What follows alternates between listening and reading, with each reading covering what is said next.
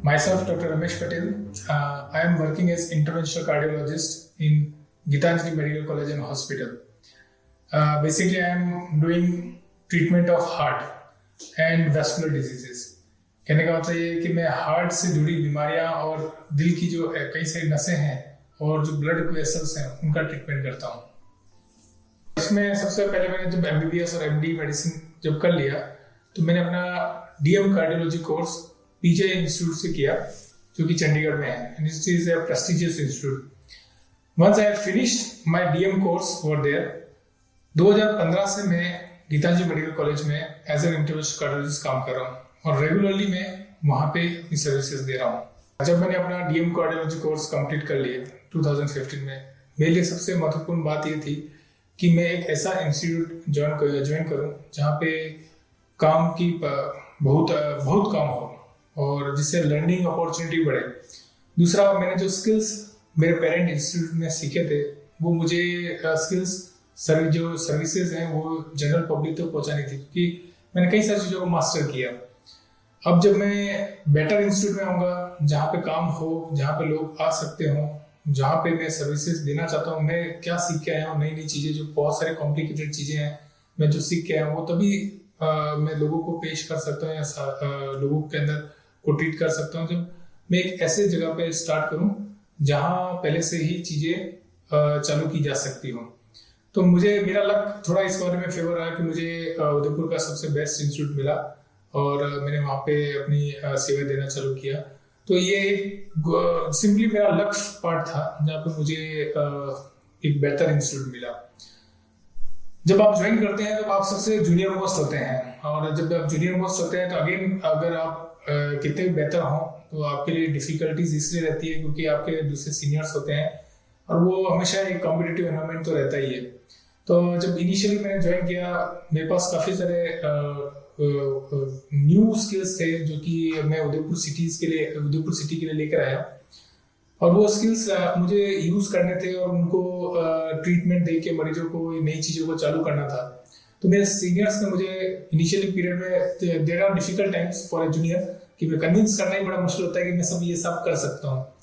तो मेरे सीनियर्स, मेरे जो कलीग और जो हॉस्पिटल एनवायरनमेंट है उसने मुझे मौका दिया और ये सब में जब मैंने उनको प्रूव करके दिखाई ये स्किल्स हैं और ये चीज़ें बेहतर वे में उदयपुर में लाई जा सकती हैं, तो धीरे धीरे उन्होंने उनका भी ट्रस्ट डेवलप हुआ कि यार ये चीज़ें हो सकती हैं। फॉर एग्जाम्पल दिल के जो छेद हैं उनको पाँव की नस से जाके बंद करना, ये हमने चालू किया। कई सारे और भी कॉम्प्लिकेटेड ऑपरेशंस हैं जो कि पहले कभी हुए नहीं थे, वो हमने किए। जैसे इन्फेक्टेड किसी ने हार्ट की सर्जरी रखी है, उसका होल खुला रह गया तो हमने उसको जाके रिपेयर किया।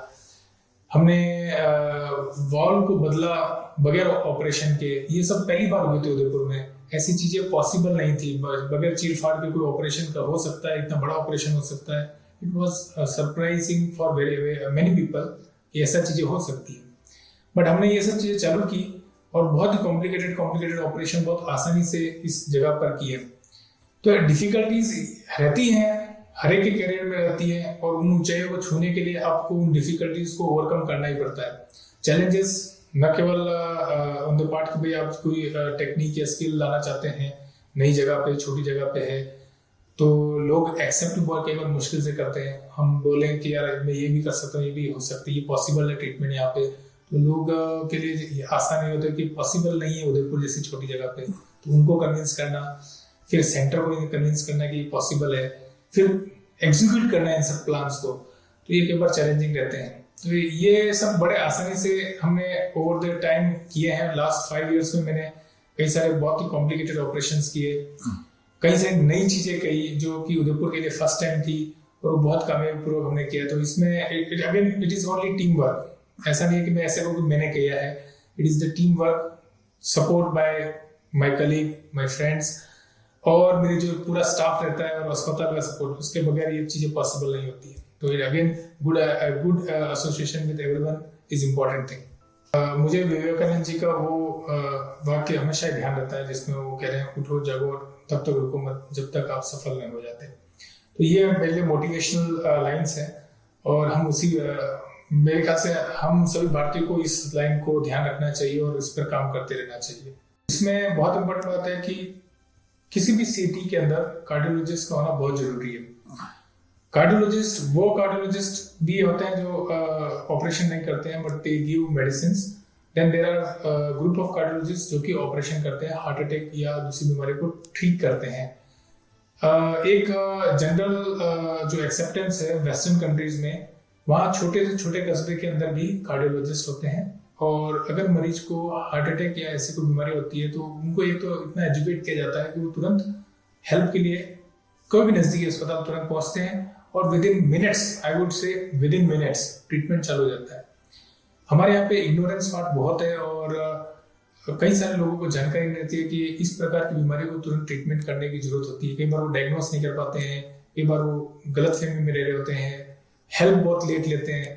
तो कार्डियोलॉजिस्ट की जरूरत बहुत ज्यादा है, और हर छोटे शहर के अंदर अगर कार्डियोलॉजिस्ट रहेगा तो शायद क्वालिटी ऑफ लाइफ बेहतर हो जाएगी। मरीज को अगर कोई तकलीफ हुई है तो तुरंत जाके ट्रीटमेंट करेगा, ट्रीटमेंट करवा लेगा, जान भी बचेगी। अगर हार्ट डैमेज नहीं होगा तो उसकी क्वालिटी ऑफ लाइफ भी बहुत बेहतर रहेगी। तो हर एक छोटे कस्बे के अंदर भी कार्डियोलॉजिस्ट होना चाहिए, और वैसी फैसिलिटीज अवेलेबल होनी चाहिए जो वेस्टर्न कंट्रीज में। तो ये बहुत दूर की बात कह रहा हूँ मैं, लेकिन ये बहुत महत्वपूर्ण बात है फ्यूचर के लिए। अगर इंडिया को हेल्दी लोग चाहिए, हेल्दी पॉपुलेशन चाहिए, तो हर ब्रांच का डॉक्टर चाहिए। सो मेरे हिसाब से डॉक्टर्स आर वेलकम, और उनको कार्डियोलॉजी की फील्ड के अंदर ट्रेनिंग लेना चाहिए, और तैयार रहना चाहिए कि आगे छोटे छोटे कस्बे के अंदर भी कैथ लैब और अस्पताल ऐसे हों जहाँ पे कार्डियोलॉजिस्ट की सर्विसेज अवेलेबल हों, ताकि जनरल पॉपुलेशन को बहुत फायदा मिले। मैं बेसिकली कार्डियोलॉजी की जितनी भी सोसाइटीज हैं उनके साथ एसोसिएटेड हूँ, और जैसे cardiology society of India, sky, और ऐसे जो ग्रुप हैं जो कार्डियोलॉजी सर्विसेज के बारे में देखते हैं, उनके लिए मैं उन सभी सोसाइटीज के अंदर जुड़ा हुआ हूँ। उन सोसाइटीज का बेसिकली काम यह है कि कार्डियोलॉजी को डेवलप करना। मैं ऐसे भी कई सारी सोसाइटीज के साथ एसोसिएटेड हूँ जहाँ पे कार्डियोलॉजी सर्विस सोसाइटी के लिए ज्यादा महत्वपूर्ण है। तो वैसे भी ऐसे जो जनरल पब्लिक और जनरल ग्रुप्स होते हैं उनके साथ में एसोसिएटेड हूँ, ताकि हृदय से संबंधित बीमारियों के बारे में लोगों को जानकारी दी जा सके, और उनको मोटिवेट किया जा सके कैसे उनका बचाव रहा जा सके।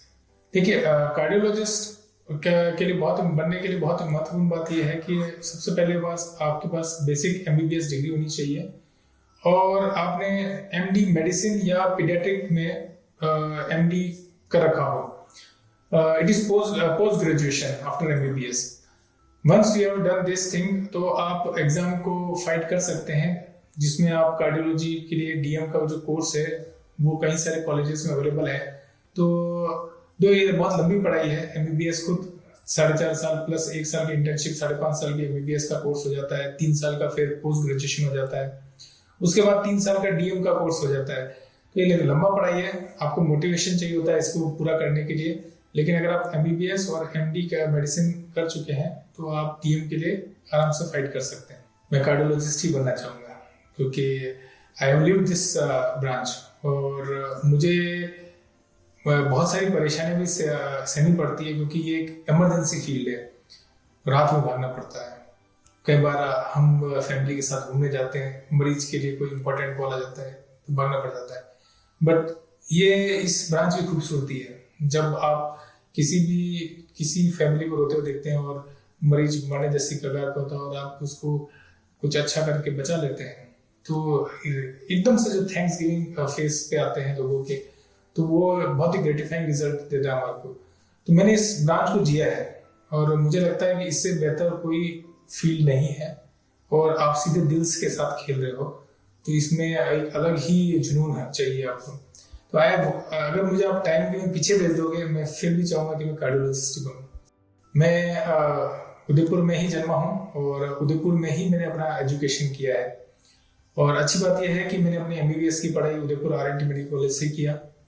इवन मेडिसिन की जो पढ़ाई है उसके बाद वो भी RNT मेडिकल कॉलेज से किया।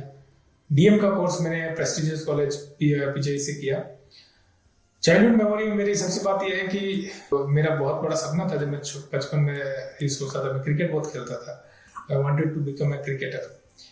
लेकिन मेरी मम्मी हमेशा मुझे एक लाइन बोलती थी कि हम गांव से आए हैं, हम खेलने के लिए नहीं आए हैं। लेकिन मैं आज अपने बच्चों को ये बोलता हूँ कि आपको जो करना करिए, पढ़ाई करा भी करिए, खेलना है तो खेलिए, मैं ये एजुकेट करता हूँ। लेकिन उस वक्त हम गाँव से आए थे तो हम एक स्पोर्ट के अंदर करियर बनाने का सोच नहीं सकते थे। लेकिन वो अपनी खूबसूरत दिन थे जब हम क्रिकेट खेले, जो मैं उदयपुर डिस्ट्रिक्ट से भी की तरफ से भी खेला था। तो एक खूबसूरत मोमेंट थे जो मेरे को आज भी याद है कि कैसे मैंने पढ़ाई की तरफ ज़्यादा अपने आप को प्लेस किया कि मैं इस फील्ड के लिए अंदर बेहतर नहीं रहूँगा, मैं इस फील्ड के लिए ज़्यादा बेहतर रहूँगा। तो ये मेरा एक मेमोरेबल पार्ट है जो मुझे ये माँ ने ऐसा कहा कि आप, माँ का आशीर्वाद ही है जिसकी वजह से हम इस लाइन में आए हैं और आज इस स्थिति में बेहतर पोजीशन पे है। In the field of cardiology, या एक बात कही जाए कि डॉक्टर के फील्ड के अंदर मोस्ट वैल्यूएबल एक्सपीरियंस है। The more experience you will get with time, उतना ही ज़्यादा चीज़ें आपकी एक्सपर्टाइज बढ़ती चली जाती है। So education is important thing, क्योंकि वो आपके बेसिक्स को बेहतर रखता है और आप अपडेट भी अपने आप को रखनी चाहिए। But most important thing is experience. कितने साल आपने कड़ी मेहनत की है और कैसे आप हर चीज़ को या नई नई चीज़ों को कैसे सीखते चले जा रहे हैं और उनसे कैसे अपने आप को डेवलप करते जा रहे हैं, ये ज़्यादा इम्पोर्टेंट है। सबसे महत्वपूर्ण बात है आज की जो स्ट्रेसफुल लाइफ है, we don't want any kind of stress, but stress आएगा। तो स्ट्रेस मिनिमाइज करें, सबसे पहला इम्पोर्टेंट है पॉइंट यही रहेगा। दूसरा, जो अपने हाथ में है चीज़ें, जो मॉडिफाइबल रिस्क फैक्टर्स जिसे हम कहते हैं, हमारा खान पान बहुत सही होना चाहिए। फास्ट फूड या जंक फूड को हमें मिनिमाइज करना चाहिए। देन इम्पोर्टेंट चीज़ है कि आपने अगर खान पान को बेहतर रखा है तो रहन सहन को बेहतर रखें। आप एक्सरसाइज रखा करें, एटलीस्ट 30 मिनट्स डेली आपको एक्सरसाइज करना चाहिए। अगर आप उतना टाइम देते हैं अपने शरीर को, अब वो लेजर टाइप एक्टिविटीज जिसे हम कहते हैं वो करनी चाहिए। और इम्पोर्टेंट बात है कि अगर आप योग या ऐसी चीजें करते हैं तो वो भी आपके लिए बेहतर है। इनके अलावा अगर आपको शुगर, बीपी की तकलीफें हैं तो आपको टाइम पे ट्रीटमेंट लेना चाहिए और अपने फिजिशियन को दिखाते रहना चाहिए। ये सब आपके हाथ में है। ये जब आपके सबके हाथ में है और आप इसको बेहतर रखोगे तो चांसेस है कि आपको हार्ट डिजीज हो उसकी बहुत कम पॉसिबिलिटी है। मान लीजिए कि खुदा न खास्ता आपको चीजें हो गई हैं, हार्ट की बीमारी हो चुकी है, तो आपको अपनी मेडिसिन टाइम लेना चाहिए। और बहुत जरूरत पड़ती है, जैसे जब आपको कार्डियोलॉजिस्ट एडवाइस करते हैं कि भाई ये सर्जरी की जरूरत है, तो उसमें भी आपको उनको फॉलो करना चाहिए। बहुत इंपॉर्टेंट बात है timely treatment. Timely treatment will give you quality of life and long years. ये बहुत इंपॉर्टेंट बात है। Thank you all friends. मेरा मैसेज लास्ट में यही रहेगा कि वैसे तो आप सब बहुत ही एक्टिव लोग हैं और आगे फ्यूचर के लिए मेरी जो बातें कही हुई हैं उनको वैसे भी आपने फॉलो करेंगे। लेकिन सपोज ऐसा कुछ वर्स्ट सिचुएशन कभी होता है तो डोंट फील अलोन। आपको हार्ट या हार्ट से संबंधित कोई भी समस्या आती है तो आप बेफिक्र होके हमारे पास आ सकते हैं Geetanjali medical college and hospital में, जहाँ पे हमारे पास न केवल अत्याधुनिक सेवाएं हैं, टेक्नोलॉजी है, the team of doctors is also best. तो आप कभी इन चीज़ों में आप अलोन नहीं समझें और बेस्ट सर्विसेज हमारे पास, we can provide you that thing.